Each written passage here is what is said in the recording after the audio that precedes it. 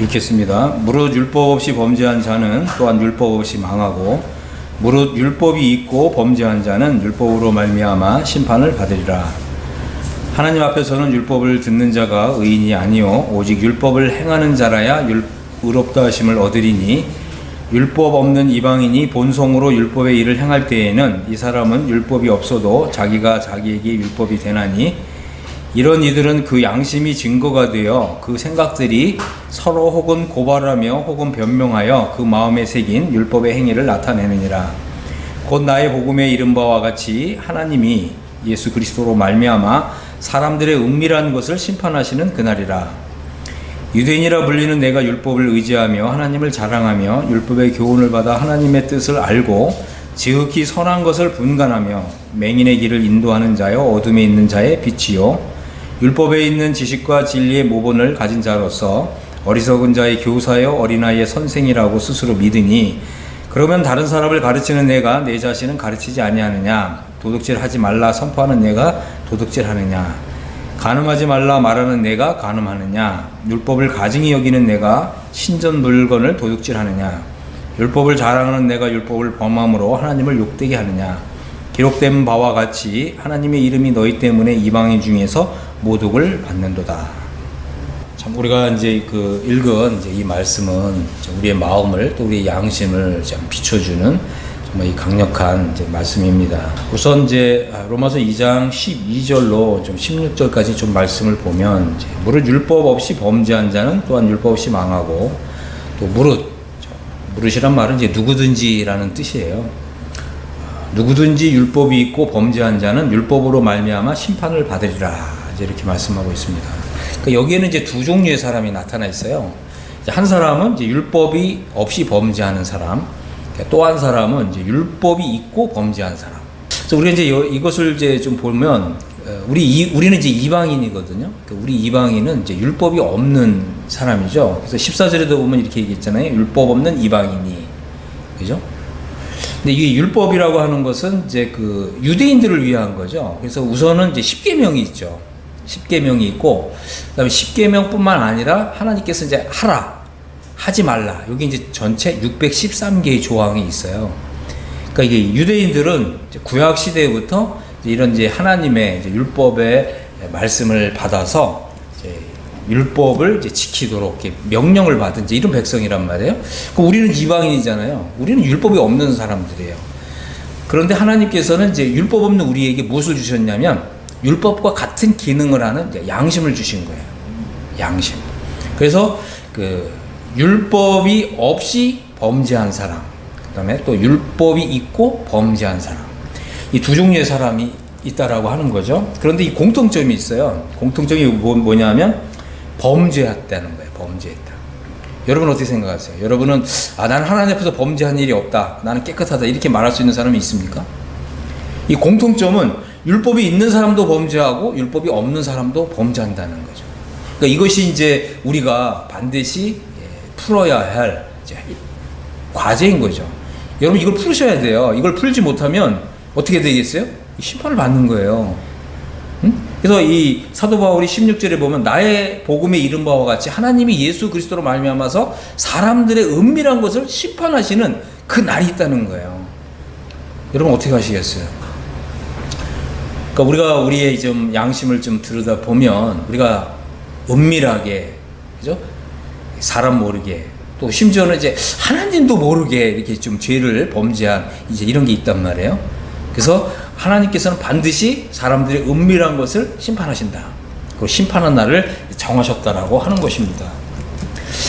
그래서 이제 그 결과가 뭐냐? 이제 율법 없이 범죄한 자는 율법 없이 망한다. 망한다 표현했어요. 그러니까 율법이 있고 범죄한 사람, 이제 율법으로 말미암아서 심판을 받는다. 이렇게 심판을 받는다. 이렇게 표현하고 있어요. 그러니까 우리는 이제 그 이방인이기 때문에 율법이 없죠. 그 대신 하나님이 우리에게 양심을 주셨습니다. 그래서 양심이 우리를 이제 송사하잖아요. 송사한다는 말은 이제 고소한다는 거예요. 그래서 우리가 어떤 이제 잘못을 했고 어떤 이제 죄를 지었으면 우리 양심이 우리를 괴롭히는 거죠. 우리가 이제 좀 양심이 무디어지면 좀 양심의 송사를 좀 덜 받는데 우리가 또 언젠가 또 살아가다 보면 이 양심에 아주 이 날카롭게 우리 양심을 이렇게 송사하는 또 이럴 때가 있거든요. 여러분도 한번 생각해 보세요. 내가 지금까지 살아온 삶을 한번 돌아보면서 정말 내가 이거는 큰 죄, 이건 또 좀 작은 죄, 요거는 좀 용서받을 수 있는 죄, 요건 좀 용서받을 수 없는 죄, 아마 이런 것들이 있을 거라고요. 그리고 또 내가 누군가에게 잘못한 거, 다른 사람에게 잘못한 거, 혹은 또 우리 이제 남편 된 분은 아내에게 잘못한 거, 또 아내는 또 남편에게 잘못한 거, 이런 걸 생각하다 보면 밤잠을 좀 못 잘 정도로 우리 양심을 괴롭히는 이런 게 있잖아요. 이런 거 없습니까? 이런 거 없으면 이제 꽤 이제 좀 선하게 착하게 살아오신 건데, 저도 가끔 그런 게 있더라고요. 그래서 이제 그럴 때마다 우리가 이제 그 하나님 앞에 이제 무릎을 꿇고 그 예수님의 그 보혈의 능력을 좀 의지할 필요가 있습니다. 하나님께서는 이제 우리에게 이제 이 양심을 주셨다. 그죠? 그리고 이제 이 양심은 우리로 하여금 이 죄를 기억나게 한다는 거예요. 그리고 이 양심은 우리가 지은 죄들을 들춰낸다. 그래서 우리를 괴롭히는 거예요. 그래서 우리가 사실은 이제 복음으로 들어가야 돼요. 복음을 알고 복음의 이 능력을 우리가 경험할 필요가 있어요. 그렇게 되면 이 복음은 우리의 이 양심을 깨끗하게 해줘요. 과거에 우리가 지었던 이런 죄들, 잘못, 허물, 다른 사람을 괴롭혔던 거, 이 모든 것들을 깨끗하게 씻어준다는 거예요. 이 복음은 이런 위력이 있습니다. 그래서 우리가 복음을 알아야 되는 거예요. 이 복음을 알지 못하는 사람은 이거를 아무리 빌어도, 그죠? 내가 뭐 심지어는 뭐 어디 뭐 가서 아니면 또 물을 떠놓고 비나이다 한다고 해도 이 양심이 깨끗해지지 않는 거거든요. 지워지질 않아요. 그 마찬가지로 우리 양심이 죄가 이렇게 새겨지잖아요. 안 지워져요. 우리가 잠시 이제 망각을 해서 잊어버릴 수는 있지만 지워지질 않아요. 우리 양심에 새겨져요. 그래서 성경에서는 이걸 어떻게 표현하냐면 우리 마음의 신비, 마음 심자에 비석 비자를 써서 마음의 신비에 죄가 기록됐다 이렇게 표현하는 거예요. 안 지워진다는 거죠. 그래서 우리가 율법을 잘 지켜 행한다고 할지라도 이 율법이 우리 양심에 새겨진 이 죄를 지우지 못해요. 우리 양심에 이렇게 새겨진 이 죄는 뭘로 지워지는 줄 아세요? 예수님의 피로만 지워져요. 예수님의 피. 예수님의 그 피를 믿으면, 예수님의 그 피의 권능과 효력을 믿으면 이 양심이 깨끗해지고 이 양심의 이런 송사로부터 자유롭게 됩니다. 그렇기 때문에 우리가 복음을 더욱 알아야 하는 것이죠. 자, 그래서 이제 우리가 이제 이방인이기 때문에 이제 이 14절에 보면 이제 율법 없는 이방인이 이렇게 표현했잖아요. 양심이 증거가 돼서 그 생각들이 서로 혹은 고발하며 혹은 변명하며 그 마음에 새긴 율법의 행위를 나타낸다 그랬거든요. 그러니까 우리 마음에 이제 우리 신비에 이 죄악들이 기록되기 때문에 이제 이것이 정말 깨끗하게, 이제 컴퓨터로 얘기하면 이걸 포맷한다 그러거든요. 기존에 있던 거 싹 지우는 거예요. 그래서 우리 양심에 이렇게 그 새겨진 이런 죄악을 깨끗하게 포맷하는 방법은 예수님의 피밖에 없다. 예수님의 피의 권능과 효력을 알아야 된다라고 하는 것입니다. 그래서 이런 부분 조금 나중에 좀 자세히 말씀드리겠습니다. 자, 율법을 가진 유대인들은 어떠냐? 율법이라고 하는 거는 이제 10계명이 있잖아요. 너는 나 외에 다른 신을 두지 말라. 그죠? 근데 유대인들이 사실 어떻게 보면 복음을 알지 못하면 유대인도, 율법을 가지고 있는 유대인도 첫 번째 계명부터 불순종하거든요. 첫 번째 계명이 뭐예요? 너는 나 외에 하나님보다 더 위에 있는 게, 더 높은 가치를 두고 있는 게 있으면 안 되거든요. 여러분 어떻습니까? 하나님보다 어떤 나의 야망, 아니면 나의 어떤 사업을 통해서 어떤 이제 성공하고자 하는 성공의 어떤 야망, 아니면 이제 돈을 좀 많이 벌어서 부자가 되고 싶은 마음. 그러다 보니까 이 돈이 하나님보다 더 소중한 이런 시대잖아요. 그래서 예수님은 이 돈을 뭐라고 표현했냐면, 돈이 원래 머니인데 이게 어디서 온 단어냐면 만문이라는 데서 온 단어예요. 만문이란 말은 돈신이란 뜻이거든요. 돈신. 사람들이 하나님보다 돈을 더 사랑하는 거예요. 이게 사실은 이제 첫 번째 계명부터 불순종하고 어기는 거죠. 그러니까 이 10계명 가운데 첫 번째부터 불순종했으면 나머지는 다 하나님은 다 따지시겠지만, 그죠? 우리 편에서 보면 첫 번째 계명부터 불순종하고 있다. 그래서 이제 결론은 여기서 이제 율법을 가진 유대인들은 이런 거죠. 내가 율법을 의지하며 하나님을 자랑하며, 그죠? 또 율법의 교훈을 받아 하나님의 뜻을 알고 지극히 선한 것을 좋게 여기며, 이런 것들은 이제 그 율법은 결국은 이 율법을 주신 하나님을 생각하게 하잖아요. 그러니까 하나님은 율법의 입법자신 분이시잖아요. 그래서 이제 이런 그 율법을 이렇게 만드신 이런 하나님을 생각하면 우리 하나님은 얼마나 정말 이 공의로우시고 정의로우시고 이런 걸 우리가 생각하게 되는 거죠. 우리 하나님은 공의로우신 분이고 정의로운 분이시다. 그죠? 그리고 또 우리 하나님은 거룩하신 하나님이다. 우리가 이걸 생각해야 되는 거예요. 우리가 하나님을 지금 믿는데 그냥 하나님 믿는 게 아니잖아요. 성경이 하나님을 믿는 거거든요. 오늘날 제가 이제 요즘 그 뭐 나는 신이다 뭐 이런 걸 좀 봤는데, 한국 사람들은 참 이상하더라고요. 하나님을 믿는데요. 아주 진심으로 믿는데 성경이 하나님을 믿는 게 아니에요. 그런 사람을 하나님으로 믿질 않나? 그 사람을 뭐 메시아라고 믿질 않나? 또 그런 사람을 또 뭐 보혜사라고 또 믿질 않나? 이게 다 엉터리거든요. 근데 사람들이 그런 데 빠져가지고 그런 데가 자기의 그 몸과 마음과 전 재산을 다 갖다 바치고 그리고 지옥 가는 거예요. 그러면 한번 생각해 보세요. 거기 가서 잘 그 하나님 믿는다고 그렇게 한다고 해서 그 사람들이 구원을 받겠어요? 그건 못 받습니다. 자, 그 다음에 이제 2장 19절에 보면 내가 율법이 있는 지식과 진리의 규모를 가진 사람이지만, 근데 어떻게 하고 있다고요? 내가 그 율법을 범함으로 하나님을 욕되게 한다는 거예요. 우리가 이제 이거 굉장히 중요하거든요. 그래서 복음은 좀 우리의 좀 양심을 더욱 선명하게 하는 거예요. 그리고 우리가 더욱 양심적인 사람이 되게 하는 거예요. 이 복음과 양심은 따로 가는 게 아니라 함께 가는 거예요. 우리가 이것을 분명하게 생각을 해야 하는 것입니다. 그래서 이제 13절을 보면 하나님 앞에서는 율법을 듣는 자가 의인이 아니요 율법을 행하는 자라야 의롭다 하심을 얻는다. 이거 아주 중요한 것입니다. 여러분 이거 표시해 놓으세요. 그 다음에 이제 16절에 보면 나의 복음에 이른 바와 같이 하나님이 예수 그리스도로 말미암아 사람들의 은밀한 것을 심판하시는 날이 있다. 이것도 표시해 놓으세요. 자, 그래서 여기서 이제 중요한 건 뭐냐면 이 복음은요, 율법이 아니라 이 복음이 우리로 하여금 이 율법을 행할 수 있게 해준다는 거예요. 두 번째는 이제 이 복음은 이제 하나님이 예수 그리스도로 말미암아서 심판을 받는 그날 심판받지 않게 해준다는 거예요. 이게 이 복음이 우리에게 주는 은혜 중에 은혜거든요. 사람들은 이 복음을 모르기 때문에 내가 율법을 잘 지켜서 이 심판을 벗어나려고 하거든요.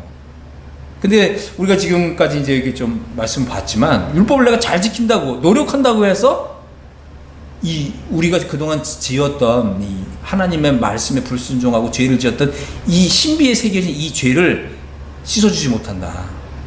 그리고 우리가 지금 율법을 잘 지키려고 노력하고 애쓴다고 해서 그 목표에 도달할 수 없다는 거예요. 그런데 우리가 복음을 알면요, 이 복음이 그걸 가능하게 해준다는 거예요. 이 복음은 이렇게 참 좋은 것이고 위대한 것입니다. 그래서 우리는 복음으로 가야 돼요. 그러니까 방향 전환을 해야 됩니다. 율법이 아니라 이 복음으로 가야 된다. 사실 여러분 이걸 생각하셔야 돼요. 그러니까 우리가 지금 이제 신약 시대에 살고 있잖아요. 그러니까 구약 시대가 있고 신약 시대가 있는데, 구약 시대에도 하나님을 믿었고 신약 시대에도 하나님을 믿었지만 구약 시대 하나님을 믿는 것과 신약 시대 하나님을 믿는 것 달라요. 시대적인 차이가 있다는 거예요. 좀 다시 말씀드리면 지금 우리가 하나님을 믿는다고 했을 때 사실은 복음을 믿는 게 하나님 믿는 거예요. 요거를 분명하게 이해하시면 좋습니다. 그러니까 복음에 나타난 하나님, 그죠? 우리가 이 복음을 믿을 때 하나님을 믿는 거다. 이 복음을 모르면 내가 하나님을 아무리 열심히 믿는다고 하더라도 그것은 헛것이다. 그것은 우리를 구원으로 인도해 주지 못한다라고 하는 것입니다. 그래서 이제 여기서 이제 중요한 건 뭐냐면, 그러면 이제 어떻게 우리가 이제 율법을 행하며 살 수 있는가? 이게 이제 아주 중요한 문제인 거죠. 그래서 우리가 이제 이 이방인 신자가 과연 이제 좀 양심을 저버리고 살면서 우리 하나님을 잘 믿는다고 말할 수 있느냐, 그죠? 그다음에 이제 유대인 신자는 구원을 받았다고 해서 이제 율법을 저버리고서 내가 열심히 산다고 해서 하나님을 과연 영광스럽게 해드릴 수 있느냐, 우리가 이제 이 문제를 생각해 봐야 된다고 하는 것입니다. 우리가 구원을 받았다고 하는 것은 우리가 이제는 하나님을 영화롭게 하는 존재가 되는 거예요. 우리가 이제 구원을 받았다고 하는 것은 우리가 하나님 앞에서 깨끗한 사람이 되는 거예요. 정결한 사람이 되는 거고, 그 다음에 이제 그 거룩하신 하나님을 이제 섬기면서 하나님을 더욱 영광스럽게 해드리는 이런 삶을 사는 거예요. 우리가 이런 삶을 살기 때문에 하나님은 우리의 삶을 아주 영광스럽게 해주세요. 그리고 우리 각 사람을 아주 영광스러운 존재로 변화시켜줘요. 이게 이 복음이 가지고 있는 능력이고 위력이고 영광의 것입니다. 많은 사람들이 이제 나는 하나님을 믿는다, 심지어 나는 복음을 믿는다 그러면서 예를 들면 이렇게 하잖아요. 어떤 목사님은 이제 교회를 크게 짓기 위해서 돈을 벌어야 되니까 그 이제 도박장에 가갖고 돈을 벌어서 하나님께 이제 그 헌금하기 위해서 도박장에 가는 뭐 이런 목사님도 있다 그래요. 그러니까 사람들이 그런 얘기를 듣고 저 말이 맞나? 그러고 있어요. 그게 어떻게 맞아요? 엉터리죠. 응? 아니면 어떤 사람은 경마장에 가가지고 이거를 이제 경마를 해서 이걸 이제 이 돈을 이제 이렇게 벌어가지고 이걸 하나님께 헌금하겠다. 그거 다 거짓입니다. 이건 속는 거예요. 양심을 속여서는 안 돼요. 그러니까 우리가 복음을 믿는다는 것은 우리 양심을 더 날카롭게 해야 돼요. 이거는 사회 통념상 이 도박은 안 되는 거예요. 경마도 안 되고. 이해하셨죠? 우리가 그런데 어떤 시험을 당할 수도 있고 아니면 그런데 미혹당할 수가 있어요. 그렇게 하시면 안 됩니다. 그런 것은 가능하지 않다. 결코 그럴 수 없다. 그래서 우리가 양심을 저버리고서 살아계신 하나님을 섬긴다, 하나님을 더 잘 섬긴다, 그런 일은 있을 수가 없다라고 하는 것입니다. 그래서 율법을 그냥 저버리고서 나는 이제 구원받았으니까, 나는 확실히 이제 천국 갈 수 있게 됐으니까, 그러고서 아주 비양심적으로 산다라고 하는 것은 이것은 이제 무법주의라고 하는 거예요. 이런 것은 결코 허용해서는 안 된다. 우리의 마음에 그런 것을 결코 받아들여서는 안 된다라고 하는 것입니다. 그래서 우리는 이제 사실은 사도들의 가르침을 쫓아가야 되는 거예요. 그래서 우리가 이제 사도행전 2장을 읽어보면 초대교회가 사도들의 가르침을 따랐잖아요. 그 말은 뭐냐면 사도 바울이 우리에게 알게 해주는 이 복음, 사도 바울이 설명하는 복음, 또 사도 바울이 가르치는 복음, 우리가 이 복음을 붙잡아야 되거든요. 우리가 이제 갈라디아서에도 보면 사도 바울이 그리스도의 은혜로 부르시는 이런 은혜의 복음을 전했는데 많은 사람들이 그리스도의 은혜를 떠나서 다른 복음 쫓아가잖아요. 그러니까 이런 일은 초대 교회 시대부터 있었던 거예요. 오늘날은 더 합니다. 그래서 우리가 이제 이렇게 복음을 제대로 알아야 되고요. 우리가 복음을 정확하게 이해하고 정확하게 믿는 이런 믿음이 필요하다고 하는 것입니다. 최근에 또 이제 제가 어떤 이야기를 들었는데 어떤 교회 목사님이 이제 이 성폭행을 한 거예요. 그래 놓고 뭐라고 얘기했냐면 예수님은 이 죄까지도 다 용서하셨기 때문에 나는 죄가 없다. 이렇게 교회에서 이렇게 선포를 했다 그래요. 나는 죄 없다. 여러분 그 말이 됩니까? 이거는 사도 바울이 말한 복음이 아니에요. 이 고린도전서 5장 1절 2절을 한번 보겠습니다. 여기 보면 이제 사도 바울이 이렇게 얘기했어요. 너희 중에 심지어 음행이 있다 함을 들으니 이런 음행은 이방인 중에도 없는 것이라. 누가 그 아비의 아내를 취하였다 하는도다. 그리하고도 너희가 오히려 교만하여져서 어찌 통한이 여기지 아니하고 그 일 행한 자를 너희 중에서 물리치지 아니하였느냐. 이 음행의 죄가 있는 사람은 당연히 하나님 앞에서 그 죄를 회개해야 되고 또 할 수 있는 대로 그 죄를 그 죄값을 받아야 되는 것입니다. 만일 이제 이 사람이 자신의 죄를 회개하지 않는다면 그 사람은 이제 교회에서 이렇게 징계를 해야 되고 또 정말 그 죄를 버리고 돌이키지 않는다면 이게 출교를 해야 되는 거예요. 그래서 여러분 이거를 아셔야 돼요. 이 교회에 우리가 이제 구원받은 사람이 죄를 지을 수 있는데 우리가 이제 연약하기 때문에 죄를 지을 수 있는데 그러면 이제 우리가 그 죄를 이제 회개해야 된다는 거죠. 그런데 그 죄를 회개하지 않는다라고 하면 그 사람을 징계해야 돼요. 이제 이거를 이제 교회의 권징이라고 부르는 거고 또 이걸 이제 교회에서 이렇게 내보내는 거예요. 물리치는 거. 이게 이제 출교라 그러는 거거든요. 그래서 이 그리스도의 교회에는 권징과 출교가 있어야 되는 거예요. 만약 이런 정말 이런 죄가 교회의 뭐 지도자든 아니면 성도도 마찬가지 이런 죄가 있는데 이런 권징이 행해지지 않는다. 이거는 그리스도의 교회가 아니라는 거예요. 그런 교회는 다니면 안 됩니다. 그런 교회는 이제 나와야 되는 거예요. 그래서 이 바울이 말하는 복음, 성경에서 말하는 복음은 무슨 죄를 짓더라도 천당 가게 해주는 이런 거 없어요. 성경 그런 거 없습니다. 그것은 다 가짜예요. 무슨 죄를 짓더라도 이 죄까지도 다 용서받았다. 그래서 죄를 짓는 걸 당연시 여기거나 마치 무슨 면죄부를 주는 것이냐, 이 면죄부 구원론이 있는데 이것은 이제 성경적인 것이 아닙니다. 여러분, 정말 하나님의 자녀가, 거듭난 하나님의 자녀가 연약해서 일시적으로 이런 죄에 빠질 수는 있지만 돌이켜야 되는 거예요. 또 교회는, 또 성도들은 그런 죄를 지은 사람을 불쌍히 여기면서 어떻게든지 그 죄를 버리도록 도와줘야 되는 거죠. 그런데 이제 이런 일이 이제 시행되지 않는다라고 한다면 이제 그것은 더 이상 그리스도의 교회가 아니다라고 하는 거예요. 그래서 이 복음은요, 우리로 하여금 무슨 죄를 짓더라도 천국 가게 해준다, 그거 아니에요. 오히려 복음은 우리로 하여금 선을 행하는 거룩한 백성이 되게 해주는 거예요. 이제 이것이 이제 복음의 위력이고 능력이라고 하는 것입니다. 하나님의 복음이 이런 거예요. 그래서 하나님의 복음은 하나님의 복음다워야 되는 거예요. 우리가 하나님의 복음답게 믿어야 되는 거예요. 그래서 오늘날 이제 이런 식의 복음이 많아요. 많은 사람들이 이렇게 잘못된 복음을 잘못 이해하고 심지어 잘못 오용하고 남용하는 이런 사례들이 많다고 하는 것입니다. 심지어 구원받은 사람도요, 장래에 심판이 있어요. 여러분 이거 아셔야 됩니다. 제가 이제 좀 나중에 말씀을 드릴 건데, 구원받은 하나님의 성도도 장래에 심판을 받아요. 그리고 구원받은 이후에 행한 모든 행위에 대해서 다 드러내세요. 그때 이 부끄러움을 당할 수가 있습니다. 그런 부분 좀 나중에 말씀을 드리겠습니다. 그래서 이 복음은 죄인을 성도로 변화시킨다. 그래서 복음은요, 그냥 그걸 어떻게 그래 나 이해해, 나 그거 믿어, 그리고 넘어가는 게 아니에요. 이 복음은요, 정말 나의 이 영혼 속에 들어와서 정말 우리 이 영혼을 성도로 변화시켜줘요. 하나님이 정말 나를 이렇게 사랑하셨구나. 응? 하나님께서 정말 나의 모든 죄악을 예수님의 피로써 단번에 영혼이 깨끗하게 씻어주셨구나. 이걸 믿을 때 우리가 정말 이 하나님 앞에서 나는 깨끗해졌고 거룩해졌고 이런 그 감동을 받는 거예요. 내가 깨끗해졌기 때문에 어떻게 해요? 그 다음부터는 이 죄를 짓는 거를 멀리하는 거죠. 그래서 우리 속에, 구원받은 사람 속에는 이 자정 능력이 생긴다는 거예요. 자정 능력. 이것이 복음의 능력입니다. 그래서 복음은 우리를 거룩하게 바꿔줘요. 이걸 성화시킨다라고 표현하는 거거든요.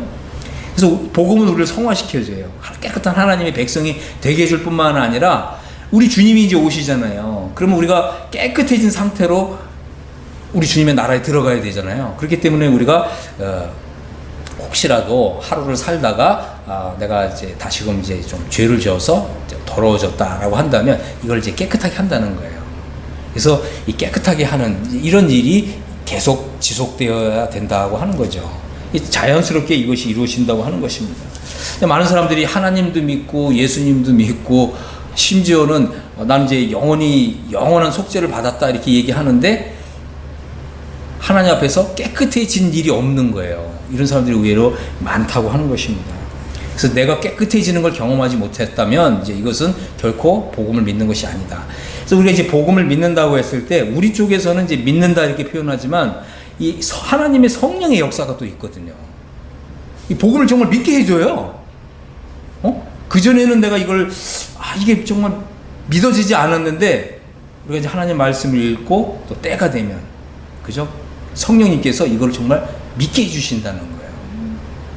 이게 이제 이 복음의 위대한 역사고 능력이라고 하는 것입니다. 그래서 내가 하나님 앞에서 깨끗해졌다라고 하는 걸 경험하는 거예요.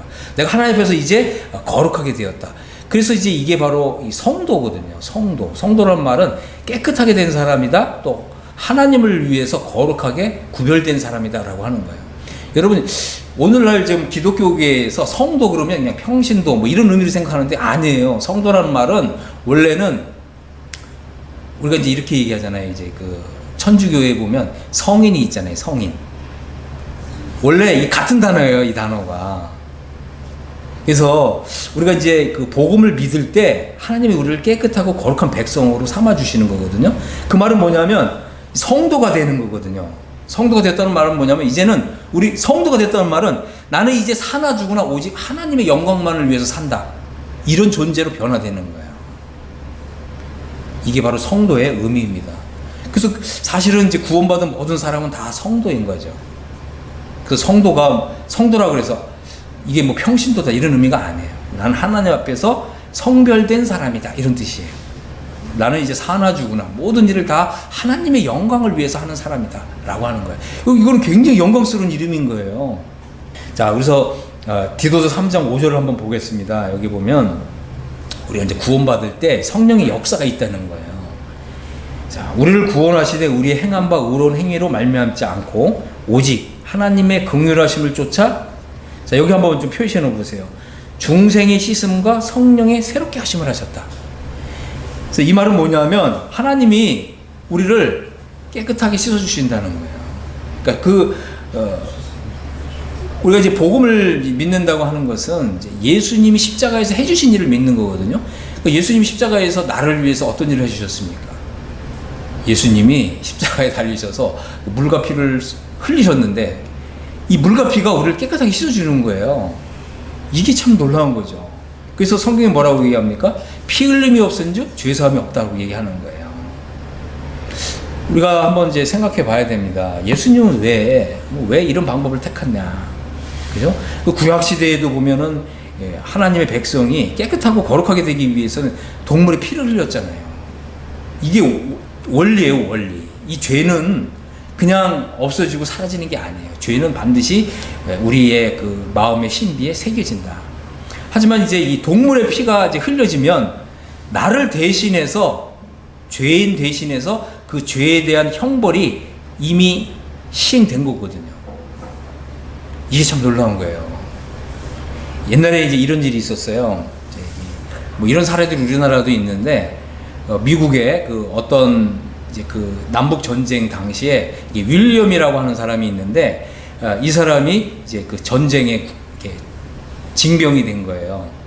근데 이 사람이 이제 아내도 있고 자녀가 넷이나 있으니까, 그죠? 넷이나 있으니까, 이거를 이제 너무 딱하게 여긴 그 마을의 청년이 내가 이 사람을 대신해서 윌리엄이라고 하는 이름으로 대신 군대 가겠다, 그렇게 한 거예요. 그래서 법원에서 그걸 허락을 해줬어요. 그런데 이제 이 윌리엄이라는 사람이 이제 전쟁터에 나가서 전사한 거예요. 죽었어요. 그러고서 이제 몇 개월 후에 또 이제 전쟁에 이제 좀 수세가 좀 딸리니까 법원에서 이 사람 또 다시 군대 가라고 이게 영장이 또 날라온 거예요. 어떻게 하겠어요? 그래서 이 사람이 헌법에다가 이제 소원을 낸 거예요. 자, 윌리엄이라는 사람이 군대 가서 이 사람 전사했지 않냐? 법적으로, 서류적으로 따져보니까 윌리엄이라는 사람이, 그러니까 여기 이제 내 아내와 네 사람의 아빠가 아니라 이 젊은 사람이 윌리엄이라는 이름으로 대신 죽었잖아요. 그래서 이 법적으로 이미 이 사람은 정말 그 미국이란 나라를 위해서 좀 헌신하고 정말 이게 장렬하게 전사한 거죠. 근데 법적으로 이것이 이제 딱 보증이 되니까 미국 그 헌법재판소에서 맞다, 윌리엄의 사람은 이미 죽었다, 이렇게 돼서 그 사람의 그 징병을 취소한 사례가 있어요. 이건 이제 무엇을 말해주냐 하면, 예수님이 십자가에 달리신 것은 죄인인 나를 대신해서 십자가에 달리신 거거든요. 그러니까 예수님이 죽은 거는 곧 내가 죽은 거예요. 하나님의 나라에서는, 하나님의 법정에서는 이거를 이미, 하나님 나라의 재판소에서는 이것을 믿으면 내가 죽은 것으로 그냥 도장을 꽉 찍어 주시는 거예요. 이게 복음이 가지고 있는 은혜예요, 은혜. 얼마나 복음이 좋은 것입니까? 그래서 이제 예수님이 그 십자가에서 물과 피를 흘리셨는데, 바로 이제 예수님의 그 십자가의 죽음 속에 나도 죽었다라고 하는 이런 믿음을 가지면 예수님이 그 흘리신 그 물과 피가 나를 깨끗하게 씻어주는 거예요. 그러니까 나를 더 이상 죄인으로 보지 않는 거예요. 바로 이제 하나님 나라의 거룩한 백성으로 그렇게 보는 거예요. 하나님이 그렇게 보신다니까요. 하나님이 그렇게 보신다는 말은 뭐냐면, 장래에 이 천사들이 와서 예수님의 피를 이렇게 믿지 않는 사람들을 다 심판하실 때, 천사들도 예수님의 피를 믿는 그 사람을 이제 이게 하나님 나라로 데리고 가는 거예요. 그리고 이 천사들도 우리 앞에서, 그죠? 이게 예수님의 피를 믿는 이 사람 앞에서 머리를 탁 이렇게 숙이면서, 왜요? 성도거든요. 성도가 천사들보다 하나님 나라에서 더 높아요, 신분이. 천사들이 받들러 간다니까요? 얼마나 좋습니까? 예수님의 피를 믿으셔야 됩니다. 그죠? 예수님이 나를 대신해서 십자가에 못 박혔고, 나의 죄값은 이미 다 지불되었다. 나는 하나님 앞에서 이제 깨끗해지고 거룩해진 사람이다. 이렇게 믿는 거예요. 이렇게 믿는 게 바로 이제 예수님의 피를 내 마음에 이렇게 바르는 거거든요. 이 피를 바르게 되면 하나님도 이 피를 보시고 천사들도 보시고, 천사들이 우리를 이렇게 떠받든다니까요. 이렇게 되는 것입니다. 자, 그래서 이제 하나님이 우리를 구원하실 때는 어떻게 하신다고요? 중생이 씻음이 일어난다는 거예요. 중생이란 말은 우리를 깨끗하게 하고 새롭게 하고 거룩하게 한다는 뜻입니다. 그래서 이게 깨끗하게 되는 걸 경험하는 거예요. 그 다음에 성령의 새롭게 하심으로 하셨다. 성령이 우리를 이 새롭게 하신다는 거예요. 우리 영혼을 깨끗하게 하는 거예요. 그래서 우리가 이제 이 예수님의 피를 이렇게 믿게 되면, 예수님의 피는 세상 죄를 다 영원히 속죄하는 이런 이 권능을 가지고 있거든요. 그래서 이 예수님의 피를 이렇게 믿으면 나의 그 영혼의 신비 속에 새겨진 이 죄가 다 메워져요. 깨끗하게 되고, 그죠? 그래서 뭐 예를 들어서 우리가 이제 여기 새롭게 이렇게 이제 뭐 리모델링 했지만, 그전에는 뭐 여기 이 벽이 막 이렇게 파이기도 하고 흠이 있었지만, 이걸 이제 페인트로 이렇게 싹 도말한다는 표현이거든요. 그럼 이제 흠도 다 메워지고, 그죠? 깨끗하게 되는 거예요. 하나님이 이렇게 보신다는 거죠. 얼마나 좋습니까? 자, 그 다음에 또 이 데살로니가 후서 2장 13절에 보면 이런 말씀이 있어요. 주의 사랑하시는 형제들아, 우리가 항상 너희를 위해 마땅히 하나님께 감사할 것은 하나님이 처음부터 너희를 택하사 성령의 거룩하게 하심과 진리를 믿음으로 구원을 얻게 하셨다 그랬거든요. 아, 이거 정말 너무나 좋은 구절이에요. 데살로니가 후서 2장 13절. 성령님이 우리를 거룩하게 하신다. 그 다음에 진리를 믿음으로 구원을 받게 하신다. 여러분, 이 성경은 진리예요, 진리. 근데 진리도 우리를, 그죠? 우리를 깨끗하게 하고 거룩하게 하고 바로 이 진리의 사람이 되게 해주시는 거예요. 이 진리를 믿는 사람은 진리의 사람이거든요. 그래서 우리가 이제 이 복음을 믿는다고 했을 때 바로 이 복음을 믿는 그때 성령님이 이러한 역사와 작용을 하신다라고 하는 거예요. 그래서 이것이 이제 경험될 때 우리는 이제 구원을 받았다고 말할 수가 있는 것입니다. 그래서 이제 우리가 우리 영혼이 구원을 받을 때 이게 중생의 씻음이 있고 성령의 새롭게 하심이 있어요. 또 성령님의 거룩하게 하심이 있고, 또 이렇게 이것을 이제 성령의 성화라고 표현하는 거예요. 그리고 우리가 이제 진리를 믿음으로 구원을 받는 거예요. 마찬가지로 하나님 나라가 있는 거예요. 우리가 이걸 가보지 않는다고 해가지고 이걸 못 믿는 게 아니거든요. 우리는 이제 진리를 믿어야 되는 거죠. 진리. 그래서 이 신약 성경에 나타나는 복음이 이제 진리다라고 하는 것입니다. 그런데 이제 우리가 이 복음을 믿을 때 성령의 능력과 역사로 믿는 이것이 아주 중요하다고 하는 것입니다. 오늘 많은 사람들이 하나님을 믿는데 이 복음을 믿는다고 하는데 이 성령의 어떤 능력과 역사가 없는 이런 경우도 있어요. 그래서 우리가 이제 성경을 좀 기도하면서 읽을 필요가 있고요. 많은 사람들이 복음을 그냥 지적으로 동의하고 어떤 경우에는 복음을 그냥 이론적으로 이게 암기를 시키더라고요.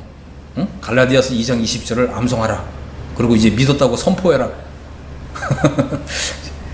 그렇게 믿음이 오는 것이 아닙니다. 그래서 이 복음을 믿을 때 성령과 능력의 역사로 믿는 거예요. 그 말은 뭐냐면 내가 깨끗해지는 거 경험하는 거예요. 내가 이 거룩한 하나님의 백성이 되는 거 경험하는 거. 왜 그렇습니까? 뇌세가 그냥 다 씻겨나가는 게 이게 믿어졌고 경험이 됐거든요. 이건 얼마나 좋은 일인지 모릅니다. 자, 그래서 우리가 이제 구원을 얘기할 때는 이제 이 구원에는 하나님께서 이제 우리에게 구원을 선물로 주시는데, 만일 우리가 이제 이 예수님이 내 죄를 다 갚았다, 요것만 이제 믿게 되면, 요거는 뭐냐면 이제 거듭남과 죄사함, 영혼 속죄를 믿는 믿음을 가리키는 건데, 이것만 믿어도 하나님 나라 들어가요. 그런데 복음은요 더 있어요. 우리가 이제 이 로마서를 처음 시작할 때 제가 말씀을 드렸지만, 이 로마서 자체는 이미 거듭난 사람들한테 쓴 서신이라고 그랬잖아요. 왜 로마서를 썼습니까? 더 있기 때문에 그래요. 하나님 우리에게 주실 수 있는 선물이 더 있어요. 그게 뭐냐면 이제 이신득이라는 게 있어요. 이제 하나님의 의를 받아서 의롭게 되는 게 있고요. 또 영적 해방이라는 게 있어요. 이거 말은 뭐냐면 우리가 이제 죄를 짓고 싶지 않은데 우리 속에 죄성이 있잖아요. 이 죄성이 나를 막 다시금 죄를 짓도록 끌고 내려가거든요. 이제 거기서 해방받는 게 있어요. 이제 해방받게 되면 이제 로마서 8장으로 들어가게 돼요. 그 다음에 이제 생명이 성령의 법으로 사는 이런 어마어마한 축복된 삶이 기다리고 있어요. 그래서 그 다음에 이제 그리스도와 연합이라고 하는 이 엄청난 복이 있습니다. 그렇기 때문에 우리는 만일 이제 이 죄사함 거듭남 죄사함만 알게 되면 우리 하나님 나라에는 들어가는데 장래에 이제 그리스도 심판대가 있다 그랬잖아요. 그리스도 심판대 앞에서 구원받은 이후의 행위를 다 살펴요. 자, 이 구원이라는 말은 뭐냐면 우리가 이제 예수님을 믿기 전까지 죄는 깨끗하게 다 지워져요. 근데 이걸 아셔야 되죠. 구원받은 이후에 행한 모든 행위가 하나님 앞에서 다 기록된다는 거예요. 그리고 장래에 하나님의 이제 이 심판대 앞에서 이걸 저울로 다 달아봐요. 그래서 정말 이것이 가치 있는 것인지, 또 정말 하나님께서 이걸 상급을 또 영광을 면류관을 주실 만한 것인지 이걸 다 달아보신다는 거예요. 이걸 아셔야 돼요. 많은 교회들이 그냥 뭐 거듭나고 죄사함 받고 하나님 나라에 들어가는 거 그것만 얘기하잖아요. 그러니까 이게 뭐예요? 이게 그리스도의 이 도의 초보에 해당되는 거거든요. 그 성경에서 뭐라고 얘기합니까? 도의 초보를 버려라, 떠나라, 그리고 완전한 대로 나아가라 그러잖아요. 그 완전이라는 게 뭐냐면 바로 영광스러운 구원이에요. 우리가 이제 하나님 나라에 들어가지만 이 영광이 다 다르다 그랬잖아요. 해의 영광이 있고 달의 영광이 있고 별의 영광이 있고 별들의 영광이 다 다르다. 그래서 이 구원의 순서가 있어요. 거듭남, 죄사함, 이신득이, 영적 해방, 그리스도와 연합. 그래서 우리가 이제 이러한 하나님의 이제 진리의 말씀을 통해서 더 영광스러운 구원으로 나아가야 한다고 하는 것입니다. 자, 하나님이 이제 우리에게 주실 수 있는 복 더 있다. 우리가 항상 이걸 생각해야 돼요. 더 있다. 우리가 지금 알고 있는 이것이 전부가 아니다. 왜 그러냐면 하나님께서는요 이런 영광을 우리에게 한꺼번에 열어줄 수가 없어요. 왜냐하면 우리가 그거 감당 못하거든요. 여러분 감당이 되시겠어요? 감당이 안 돼요. 그 사도 바울도 예수님을 처음 다메섹 도상에서 딱 만났을 때 그 예수님의 영광을 딱 보고 어떻게 됐죠? 눈이 멀었잖아요. 예수님이 그 들어가신 영광을 바라볼 수가 없어요. 그러기 위해서는 우리가 그에 합당한 그런 존재로 변화가 돼야 돼요. 그런데 잘 보세요. 이제 이게 거듭나고 영원한 속죄를 받고 이신득이가 이루어지고 영적 해방이 이루어지고 그리스도와 연합이 되고 이게 점점 이게 올라가잖아요. 올라가요, 우리가. 그래서 마침내 어느 정도까지 올라가냐면 예수님이 올라가신 만큼. 그러니까 이거를 승격이라고 부르는 거예요. 예수님의 승격. 예수님의 승격만큼 우리도 승격되는 거예요. 그래서 우리가 마침내 이 하나님의 보호자에까지 올라가요. 우리가 이제 앞으로 이런 믿음을 가진 사람이 되는 거예요. 그래서 우리 하나님이 거하시는 곳, 그것이 바로 이제 삼층천이잖아요. 3층천까지 올라가는 그런 영광을 입게 될 것입니다. 자, 그래서 하나님은 이제 그 사람들의 은밀한 것을 심판하시는 그 마지막 날을 정했어요. 그래서 이거 좀 말씀드릴게요. 그리스도 심판대가 있습니다. 이게 이제 고린도후서 5장 10절인데 우리가 다 반드시 그리스도 심판대 앞에 드러나 각각 선악간에 그 몸으로 행한 것을 따라 받는다라고 하는 것입니다. 이 그리스도 심판대는요 구원받은 사람들만 서게 돼요. 그래서 이 그리스도 심판대 앞에서는 구원 여부를 따지지 않습니다. 구원받은 이후에 어떤 행위를 했느냐. 그래서 우리의 이 행위가요, 우리의 행위가 정말 하나님을 공경하고 또 하나님을 영광스럽게 해드리고자 하는 이제 이런 마음으로 어떤 우리의 어떤 육신적인 어떤 이제 욕심 아니면 뭐 어떤 교회에서 뭔가 좀 잘 보이고 싶은 어떤 우리 자신의 어떤 그런 속마음 뭐 이런 것 때문에 어떤 행위를 한다. 그런 거는 이제 상급으로 인정이 안 돼요. 오직 하나님의 영광을 위해서. 우리는 이제 먹든지 마든지 무엇을 하든지 다 하나님의 영광을 위해서 하는 이런 사람이 된 거예요. 그 삶의 수준이 다르죠. 응? 그렇지 않습니까? 무슨 일을 하든지 하나님의 영광을 위해서 하는 사람은 이 삶의 수준이 다른 거예요. 이제 이런 사람으로 나타나게 되는 것입니다. 요한계시록 20장 11절부터 보면 여기에는 크고 흰 보좌가 있어요. 이걸 이제 백보자 심판대라고 부르는데 여기에는 구원받지 못한 사람들이 서게 돼요. 한번 보겠습니다. 요한계시록 20장 11절. 또 내가 크고 흰 보좌와 그 위에 앉으신 이를 보니 땅과 하늘이 그 앞에서 피하여 간데 없더라. 또 내가 보니 죽은 자들이 큰 자나 작은 자나 그 보좌 앞에 서는데 책들이 펴 있고 또 다른 책이 펴졌으니 그 생명책이라. 죽은 자들이 자기 행위를 따라 책들에 기록된 대로 심판을 받으니 이렇게 했어요. 그래서 여기는 이제 책들이라고 표현했잖아요. 그러니까 생명책이 하나가 있고 행위책이 있어요. 이 생명책은 뭐냐면 거듭난 사람들.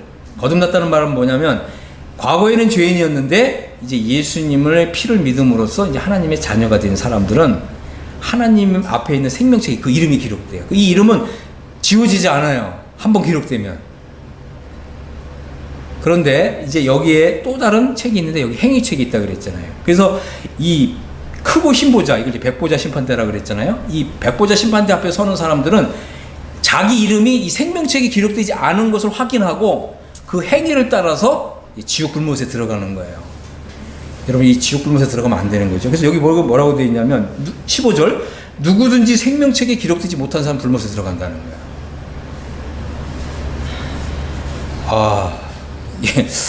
그래서 이 행위를 따라서 심판을 받기 때문에 여러분 이것도 아셔야 돼요. 이 지옥 불못에도 심판받는 정도가 다 다르다.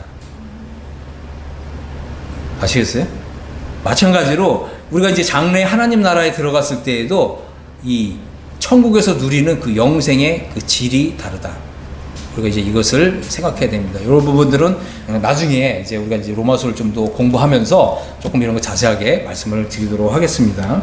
자, 여기서 중요한 포인트는 뭐냐면 내 이름이 과연 생명책에 기록됐느냐 안 됐느냐.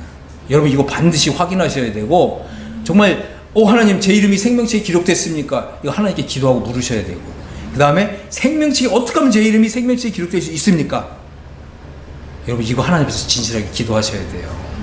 이거 놓치면 그냥 내가 아무리 뭐 교회를 몇십 년 다녔고 이게 다 소용없다는 거예요.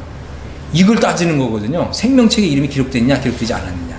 그래서 저는 이제 여러분들이 다 생명책에 이름이 기록되기를 바라고요. 그뿐만 아니라 이제 우리가 이제 거듭나는 거 이후에 더 있다고 말씀드렸잖아요. 그래서 더 있다. 그래서 우리는 영광스러운 구원을 향해서 한 걸음 한 걸음 나아가야 돼요.